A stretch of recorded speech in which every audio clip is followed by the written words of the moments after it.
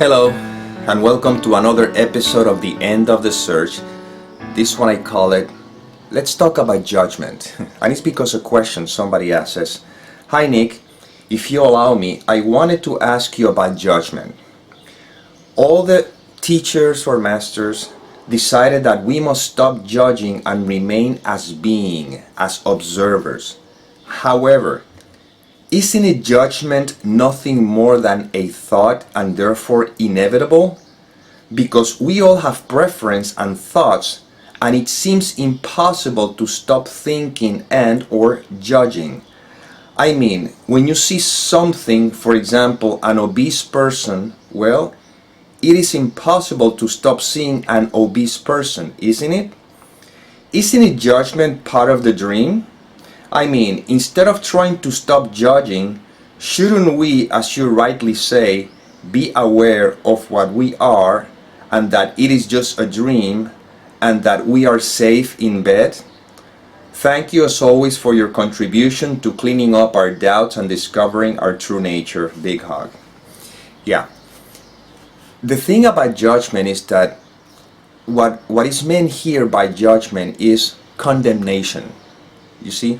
In the world of appearances, we cannot live without judgment. We need to judge, we need to label in order to function here.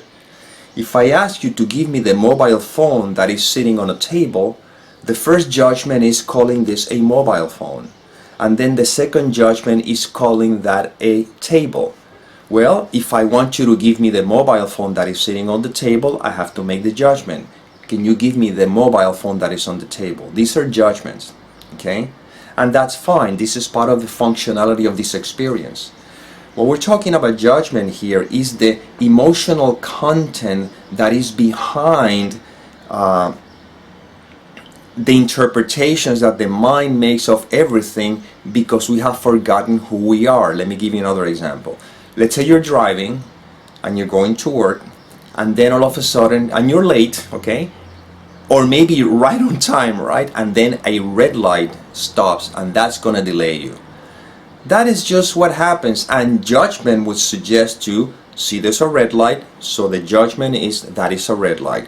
And now another judgment is, what do I do? What does it mean? It means that we need to stop. Of course, if you don't stop, then could be an accident.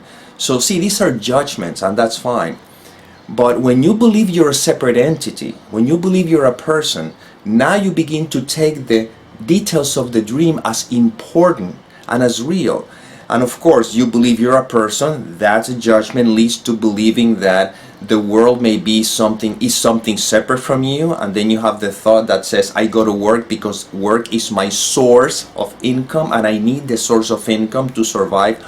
All these judgments are supporting the belief that I am a separate individual. So now what happens? Same scenario. You're going to work, you're sort of late, you see that there's tension. You see, that's the judgment that comes from the mind imagining what could happen. And this is the one we're addressing.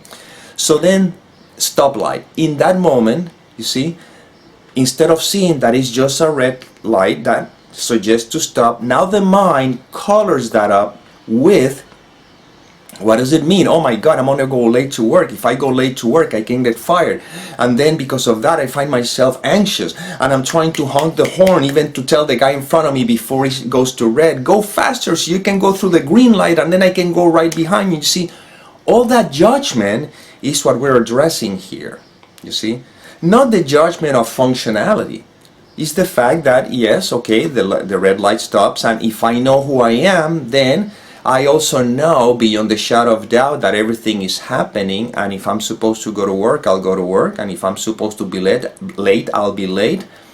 There's no issue with it. It's just what is. Hey, I can't stop. I left home at the time that I left, and that's what happens. So we don't let the judgment of the mind, meaning the condemnation to the person in front of me who didn't went through the yellow light so that I can cross, or the condemnation or the fear that, if I go late to work, what could happen? So if you happen to show up late and you get fired, again, if you let the judgment aside, meaning that this is just what happened, then there's no fear or anything, because you know who you are. So we're remembering who I am. So the job is not my source of income. It's just simply another appearance that gives the illusion that money comes from that particular source, you see, from that particular appearance. But in the end, I know that life, which is taking care of everything, is the one that decides what is happening. The question is who I am. We're always pointing to who I am. That's it.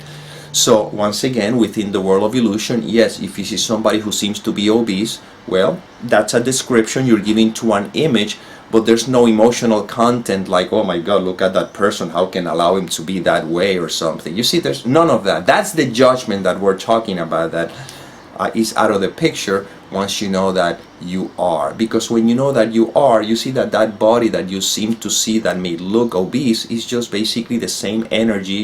It's a different energy pattern that means absolutely nothing, and it's the same love that we are, that is just taking different forms and different shapes. When I believe that I'm this shape, I think that if I am thin, I am better than, and then I begin to judge those who seem to not be like that. But when you know who you are, yeah, well, judgments are needed. For example, let me give you the example of someone who's obese and somebody who's skinny. Let's say they're two men. One man is obese and the other one is skinny. Well, that's just what is. However, if I ask you, call that man, tell him to come over here, you're going to ask me which one. And if I don't know their names, I may say the thin one or the obese one. You see, that judgment was necessary for you to know which one you're going to call. There's no problem there, you see. But again, if I begin to judge them instead of condemning them, yo, look at that person, how it looks like that, doesn't take care of itself. That's the judgment that we're looking at. Because again, all these judgments, all they're doing is reinforcing the belief that I'm a separate entity. But if I use it for descriptions only, I still know who I am, even though the image that I have in front of me is someone who may look obese and somebody who may look thin.